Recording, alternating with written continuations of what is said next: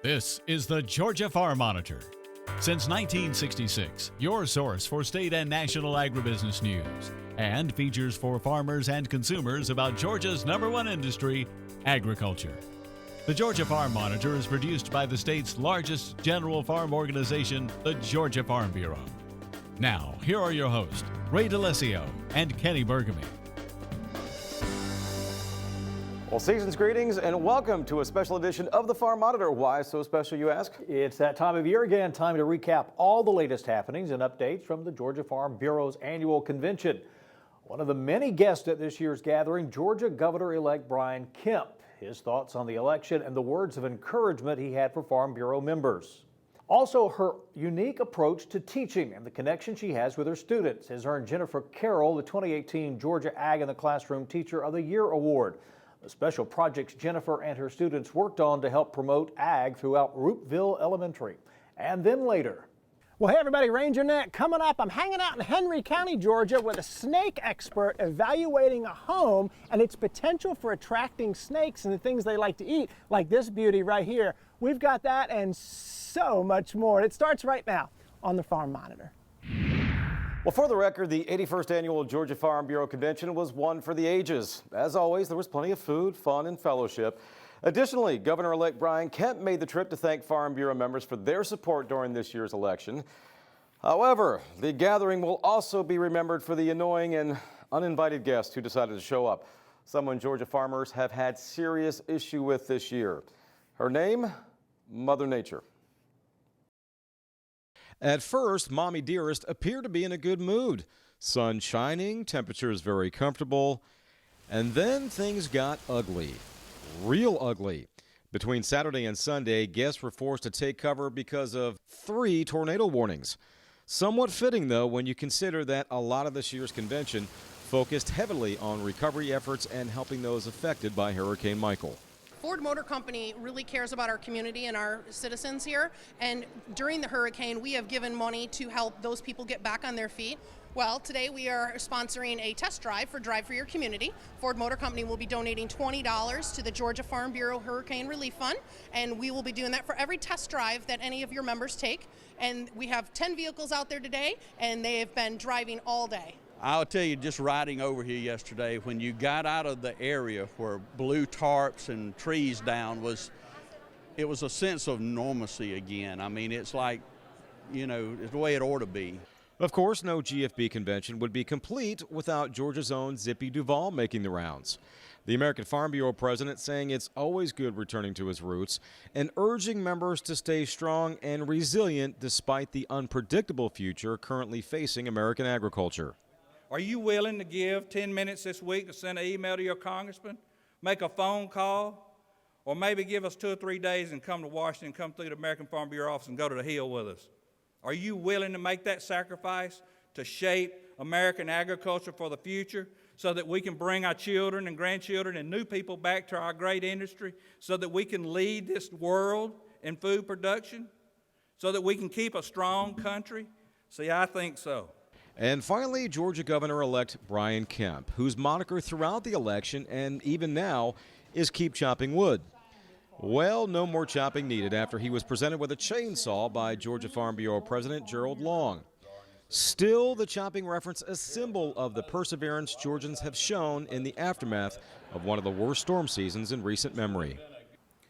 We are united, and as your governor, I promise you, I will stand with you as we continue to rebuild. I will work with federal, state, and local leaders to help secure the resources that you need. I will make it my mission to rebuild what was lost and to help South Georgia emerge stronger than ever before. Meantime, in his yearly address to members, Georgia Farm Bureau President Gerald Long spoke of the many challenges GFB and its members faced in 2018, not only from the weather, but other factors the ag industry faces year in and year out. Yet, in spite of those challenges, President Long said he couldn't be prouder of how the organization responded, the way members stepped up, embraced change, and continue to share the story of America's farmers. He also thanked Farm Bureau members for their continued support as he enters his second full term as GFB president. I want to thank you for supporting me as your Farm Bureau president. Your support means more to me than you can ever imagine. You have welcomed me into your homes and your farms. You have invited me to attend your meetings and speak to your members. Most of the time, we agreed with each other. Sometimes we didn't quite see eye to eye. But I can honestly say that I've always been treated with respect, and all our discussions has made me a better leader. For that, I am truly thankful. Attendees at this year's convention were also treated to a number of researchers and industry leaders discussing the major issues facing different commodities in the coming year. Damon Jones takes a look at some of the main concerns that will affect the market in 2019. With Georgia being one of the most agriculturally diverse states in the nation, it's no wonder there were 16 different information sessions at this year's GFB State Convention. And one of the biggest was, of course, peanuts, as the state accounts for nearly half of U.S. production. That's why the recent market trend should be alarming for farmers around Georgia. Price of peanuts is too cheap. We need to find a way to increase the price that manufacturers are paying shellers and what shellers are paying growers. What's gone on today just can't go on forever. I suspect we're going to struggle to grade 2.6 million tons. So we've dropped supplies by more than 400,000 tons since August, and at the same time prices are falling. That's not a good sign for peanuts. However, a recent resolution between the U.S. and China in their trade negotiations could provide some optimism heading into the new year. This recent truce that's been declared between President Trump and President Xi confuses things a little bit. At this point, I'm guessing exports are going to be down this year. I've heard others, knowledgeable people in the industry, say no, in fact, they will be up. If exports are up, we're in pretty good shape. But that kind of uncertainty should have farmers taking a closer look at what they should plant in 2019. Farmers, in my mind, make the mistake of thinking that they are peanut farmers. In fact, they're farmers. And farmers have to look at their overall operation and decide what variety of crops gives them the best return over time. Peanuts are surely part of that equation, but if the market tells you to plant cotton rather than peanuts, for God's sakes, plant cotton. Speaking of cotton, a new year means new issues to be on the lookout for, and this time around is no different. You know, we've always got pests to deal with. We've got some diseases that are becoming issues in cotton. Areola mildew is one that a lot of growers saw this year in the cotton fields for the first time, if not maybe the second time ever. It's something that kind of looks scary. I don't think it's as big a yield penalty, you know, as far as dealing with that disease as a lot of other diseases, but it's something new. Other things, we've got potentially a new virus to deal with in cotton. You know, we don't typically talk about cotton and viruses in Georgia. It's more of a vegetable issue. But we have one called the blue disease that's relatively new in the U.S. And it's no secret that many cotton growers were hurt by the recent storms as the industry took a more than $500 million loss around the state. But it's a disaster that farmers should try and put behind them. One of the things that I always think about when I think about a new year is every year is different, right? We always have new challenges. You know, you can take what you can from this year. Some of it you can control, some of it you can't. Be sure to think about what we could control and what we could use next year. Reporting from Jekyll Island, I'm Damon Jones for the Farm Monitor. All right, Damon, thank you very much. Well, up next on the Monitor, the amazing story of how this Carroll County elementary teacher inspired her students to embrace agriculture and the unique ways in which they are using it in the classroom.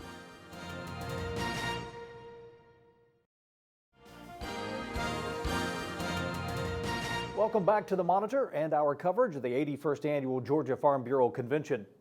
Another highlight of the event, the Celebrating Agricultural Literacy program sponsored by the GFB Women's Leadership Committee.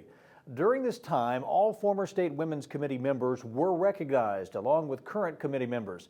In a heartfelt farewell, outgoing Women's Chair Carol McQueen thanked Farm Bureau members for their love and support over the past year.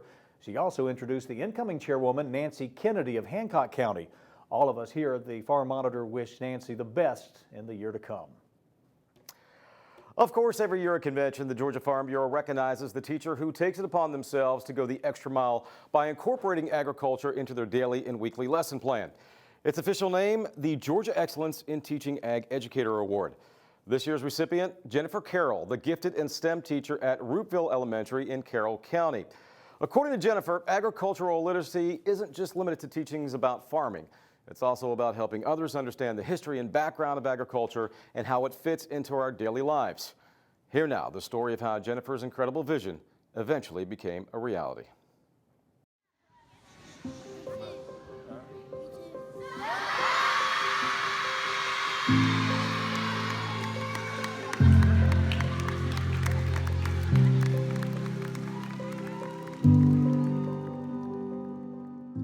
First of all, I couldn't believe it. I was excited for my school that I was given an opportunity to show what we've been working so hard toward at Rootville Elementary for the last few years.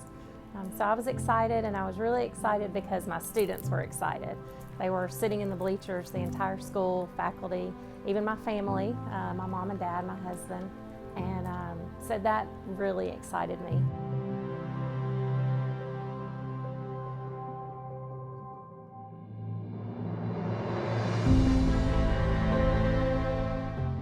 I think of, when Jennifer first started as the gifted teacher, that was part of her responsibility, was the STEM education.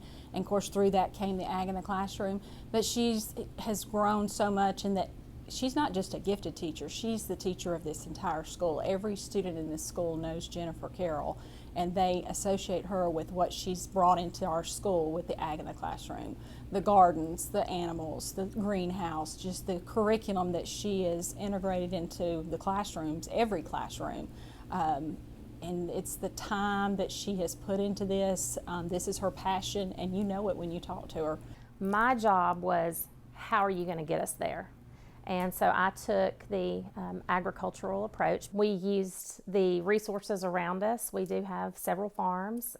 Master gardeners were willing to step in and help us. We formed a relationship with Central High School's ag department, and that really got us on the pathway of the ag in the classroom. We started scheduling lessons, so not just my gifted students, but every child in the school had access to the ag in the classroom lessons. Looking at Central High School, their future high school, and the ag program that they have, it was just a natural fit that we need to start this in elementary school, and that's what she's done. And now it's not just a Rootville Elementary, it's a district initiative, it's statewide. She's being called on because of her knowledge and, as I said, passion and willingness to bring that curriculum into elementary school. I sure hope I've made a difference. That's my goal. That's the goal of anybody in the classroom, and if it's not, it should be. You want to make a difference. You want them to use what you've taught. You want them to use that in their life so that they become more successful. At Rootville, we have a motto. It's growing a 21st century team, and that started out 3 years ago, and we want to make sure our students are prepared for 21st century skills and employment wherever it takes them. So at the end of the day, I hope that what I've done, just like all the teachers at Rootville Elementary School, we all hope that what we've done is making a difference.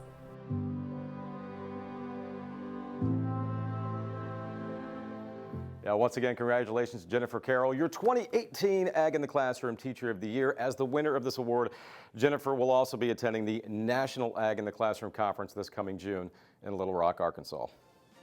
Well, everybody, coming up, how prepared is your house to keep away snakes like that guy? I'll show you details on how to prevent them coming up.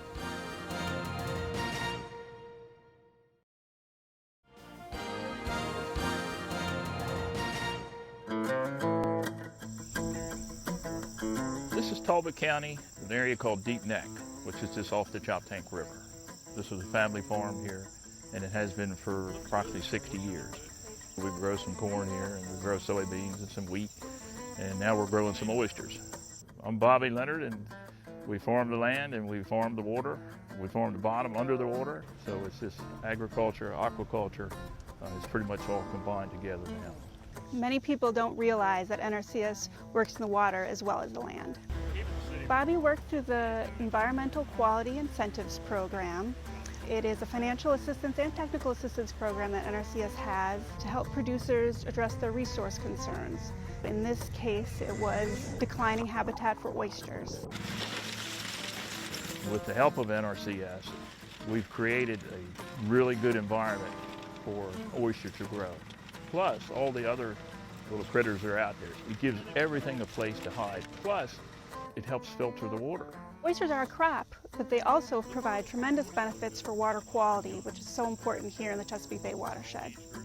We've got about 140 acres here on this farm, and it's about maybe a mile of waterfront on it. So that's why we've always left strips to create a buffer, and we always do cover crops on all our ground. Keeps the nutrients pretty much where you want them, helps you run off, where you don't get a lot of sediment and build up. Yeah, we're all about to keep clean water is good. I highly recommend the NRCS and EQIP program. They've been a tremendous help. NRCS has service centers in almost every county in Maryland, so you can look us up in the phone book or on the web and visit your local service center to learn more. Well, finally this week, homeowners beware. There could be an unwelcome guest slithering into your home without you even knowing it. Oh, but have no fear. Ranger Nick is here. And this month he checks in from McDonough, Georgia, with a special guest that no reptile would want to cross paths with.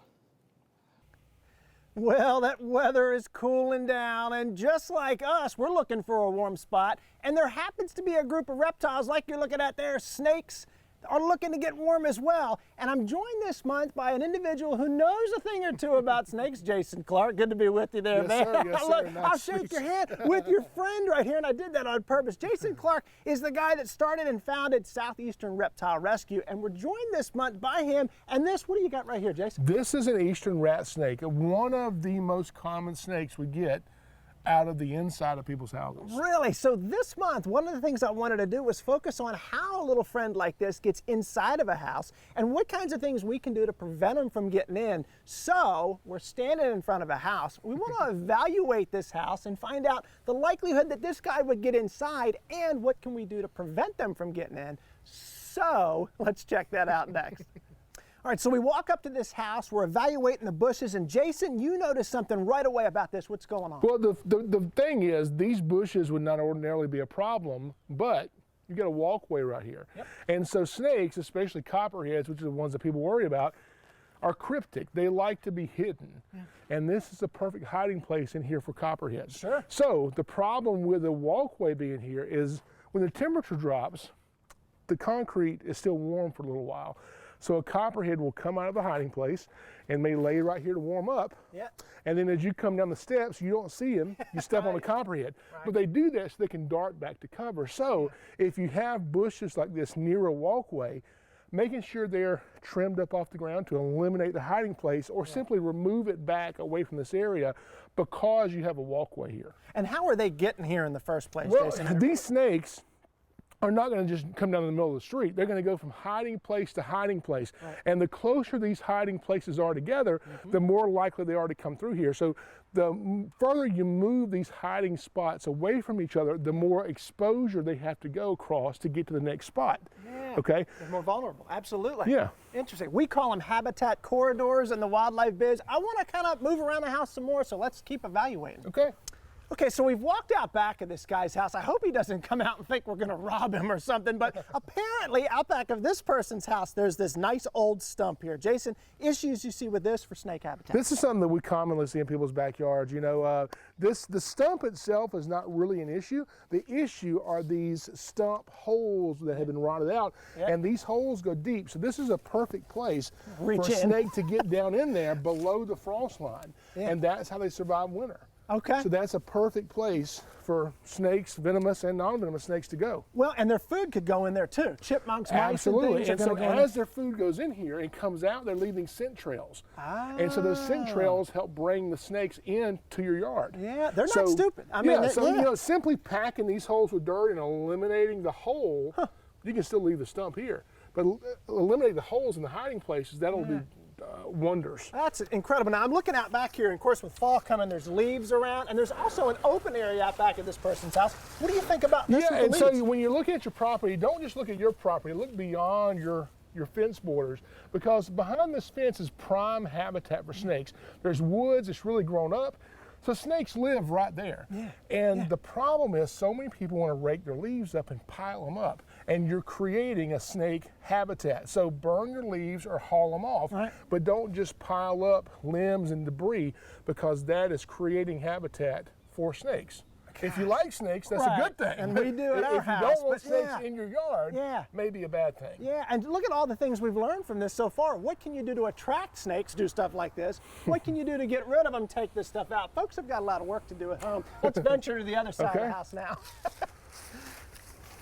All right, so let's walk on around the side of this house, and we'll make this kind of quick before the homeowner gets home and wonders what we're doing. Jason, I'm looking right here. Take a look, everybody. Bushes down near the ground. Jason was already sharing with us these need to come up to prevent those snakes from traveling along that corridor. So we're seeing that. What else are you seeing, Jason? The dryer vent right here. And because the dryer vent is easily accessed, because the bushes, not only can rat snakes climb in this, copperheads can climb in this. And when that vent opens up and the warm air is blowing out, it's an invitation for critters to go right in that vent. And so when you get mice going in, they chew that foil hose behind your dryer and opens up a little highway to your laundry room. So making sure you have a secure vent and a cover over your dryer exhaust is very important. Huge. All right, so let's keep walking around. We got a dryer vent problem. We'll raise this up. Snake could be traveling along this guy. And now I'm looking over here. Jason, what do you think? There's not pine straw, there's not mulch, it's rock. Is this good? This is one thing the homeowner's done good here. Most people put pine straw out because it's cheap. But that is very easy to burrow underneath, especially in the summertime when it's hot. Raise the pine straw up. It's nice and cool and moist. Snakes love it. And so don't use pine straw, okay?